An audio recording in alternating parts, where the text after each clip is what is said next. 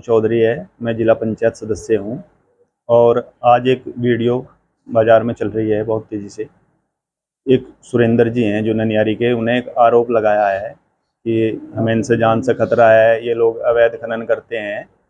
तो मैं उसके बारे में 2-3 बातें जो हैं मैं उजागर करना चाहता हूँ। उस पूरे प्रकरण के पीछे संजय करणवाल, जो भानु करणवाल का पिता है, माइनिंग ठेकेदार है, बहुत बड़ा माफिया है और बहुत ही पुराने समय से वो मोनोपोली करना चाहता है, जो मोनोपोली उसकी चल पानी है। इसलिए वो ये 2-4 लोग उसने खड़े कर दिए, उन्हें वो खर्चा देता है, फंडिंग करता है, कभी हाई कोर्ट भेजता है, कभी एनजीटी भेजता है। और उनके सब जो वे हैं आरोप में सब निराधार मिलते हैं। जैसे ही वे शिकायत करते हैं, शिकायत में वहाँ कुछ नहीं पाया जाता। अभी उसने कहा कि 4-5 लोग अवैध खनन कर रहे या अवैध खनन को बढ़ावा दे रहे। हमारे गांव का 52,000 बीघे का रकबा है और टोटल की टोटल ज़मीन यमुना नदी के अंदर है। और सभी जो किसान हैं, सभी किसानों ने राजस्व दे के, राजस्व जमा करके तब जाके वहाँ से माल उठाया है। जब राजस्व जमा करके 350 करोड़ रुपए का राजस्व निजी भूमि से गया, आज से पहले तो कभी नहीं गया। पहले भी खनन चले हैं, पहले भी और सरकारें रही हैं, उन सरकारों में तो कहीं नहीं गया। माननीय योगी जी की जो नीति आई है, इस नीति को ये बार बार एक मोनोपोली तैयार करके एक गिरोह बना के ऐसे करना चाह रहे कि ये निजी भूमि खत्म हो जा और सरकारी ठेकेदार की मोनोपोली चालू हो जा, वो मनमर्जी का माल अपना बेच सके। उसका माल 6 रुपये 57 पैसे पड़ता है, मात्र 138 रुपये में उसमें पट्टा छुटा था, वो भी मोनोपोली के कारण। उसने गेम के द्वारा वो इतना बड़ा आंखों में धूल झोंक का काम करा था।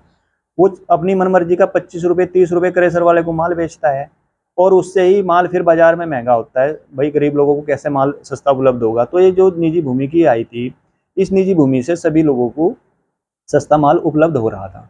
वो कहता है कि इन लोगों ने हजारों करोड़ की 50 करोड़ की संपत्ति वो कर ली। ये किस इतिहास में कहाँ लिखा हुआ है कि मुझे अगर अपनी, मैं किसान हूँ, मुझे अपनी अगर ज़मीन खुदवाई है और वो राजस्व देकर जमा करके खुदवाई है, तो मैं कैसे नहीं वो उसका हकदार हूँ। जो पैसे उसमें आवेंगे मुझे खुदवाने पे, बेचने पे, माल जो मुझे आवेंगे, क्योंकि मैं उन्हें अपने बिजनेस में या अपनी प्रॉपर्टी में मैं कैसे नहीं लगा सकता, क्यों नहीं लगा सकता। मुझे तो अधिकार है। धीरू भाई अंबानी थे, वो भी तो एक पेट्रोल पंप पर तेल डालते थे।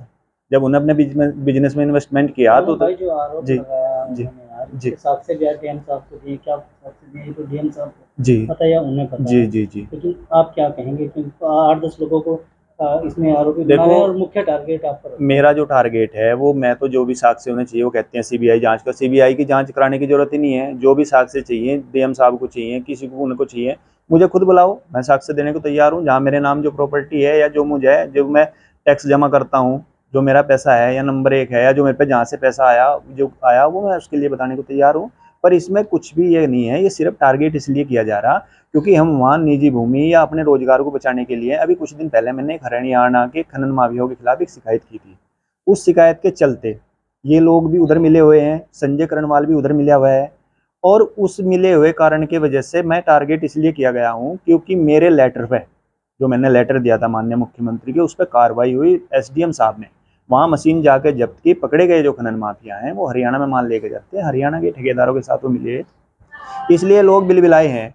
और ये लोग यूपी के खनन को डिस्टर्ब करना चाहते हैं। हम नहीं चाहते कि भाई हमारा खनन जो है, हमारा सरकार का खनन चले, राजस्व हमारा बढ़े, लोगों को बहुत ही सस्ते दाम पर खनन उपलब्ध हो, ये है। और जो अभी भी इतनी ज़मीन बची हुई है कि निजी भूमि से हजारों करोड़ रुपए का राजस्व मिल सकता है, इतनी ज़मीन पड़ी हुई है।